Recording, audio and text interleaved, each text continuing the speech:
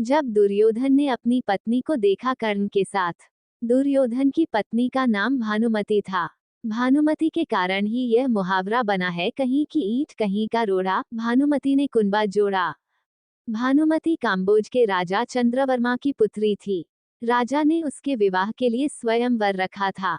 स्वयंवर में शिशुपाल, जरासंध, रुक्मी, वक्र और दुर्योधन और कर्ण समेत कई राजा आमंत्रित थे। मान्यता है कि जब भानुमति हाथ में माला लेकर अपनी दासियों और अंगरक्षकों के साथ दरबार में आई और एक एक करके सभी राजाओं के पास से गुजरी, तो दुर्योधन चाहता था कि भानुमति माला उसे पहना दे, लेकिन ऐसा हुआ नहीं।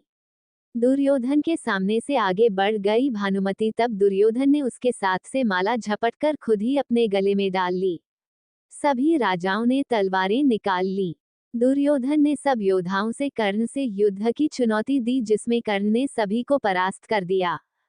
भानुमति को हस्तिनापुर ले आने के बाद दुर्योधन ने उससे ये कहकर सही ठहराया कि भीष्म पितामह भी अपने सौतेले भाइयों के लिए अंबा, अंबिका और अंबालिका का हरण करके ले आए थे। इसी तर्क से भानुमति भी मान गई और दोनों ने विवाह कर लिया। दोनों के दो संतान हुई। एक पुत्र लक्ष्मण था, जिसे अभिमन्यु ने युद्ध में मारा दिया था, और पुत्री लक्ष्मणा, जिसका विवाह कृष्ण के जामवंती से जन्मे पुत्र सांब से हुआ था। कहते हैं कि भानुमति का कर्ण के साथ अच्छा संबंध हो चला था। दोनों एक दूसरे के साथ मित्र की तरह रहते थे। दोनों की मित्रता प्रसिद्ध थी। कर्ण और दुर्योधन की पत्नी भानुमति एक बार शतरंज खेल रहे थे। इस खेल में कर्ण जीत रहा था। तभी भानुमति ने दुर्योधन को आते देखा और खड़े होने की कोशिश की। दुर्योधन के आने के बारे में कर्ण को पता नहीं था, इसलिए जैसे ही भानुमति ने उठने की कोशिश की, कर्ण ने पकड़कर बिठाना चाहा। भानुमति के बदले उसके मोतियों की माला कर्ण के हाथ में आकर टूट गई। दुर्योधन तब तक कमरे में आ चुका था। दुर्योधन को देखकर भानुमति और कर्ण दोनों डर गए कि दुर्योधन को कहीं कुछ गलत शक न हो जाए। परंतु दुर्योधन को कर्ण पर बहुत विश्वास था।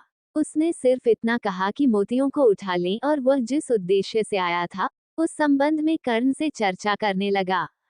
इस विश्वास के चलते ही कर्ण गलत समझ लिए जाने से बच गए। हालांकि कुछ लोग इस घटना का वर्णन इस तरह करते हैं कि दोनों शतरंज खेल रहे थे। भानुमति हार रही थी तो कर्ण प्रसन्न था। इतने में दुर्योधन के आने की आहट हुई तो भानुमति सहसा ही खेल छोड़कर उठने लगी। कर्ण को लगा कि वो हार के डर से भाग रही है, इसलिए उसने उसका आंचल झपटा।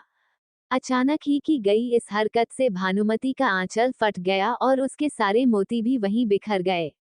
ऐसे ही समय कर्ण को भी दुर्योधन आता हुआ दिखाई दिया। दोनों शर्म से मरे जा रहे थे और उन्हें डर सता रहा था कि अब दुर्योधन क्या समझेगा। जब दुर्योधन निकट आया तो दोनों उससे आंख नहीं मिला पा रहे थे। तब दुर्योधन ने हंसकर कहा कि मोती बिखरे रहने दोगे या मैं तुम्हारी मदद करूं मोती समेटने में। कहते हैं कि भानुमति बेहद ही सुंदर, आकर्षक, तेज बुद्धि और शरीर से काफी शक्तिशाली थी। गांधारी ने सती पर्व में बताया है कि भानुमति दुर्योधन से खेल खेल में ही कुश्ती करती थी, जिसमें दुर्योधन उससे कई बार हार भी जाता था। भानुमति को दुर्योधन और पुत्र की मौत का गहरा धक्का लगा था।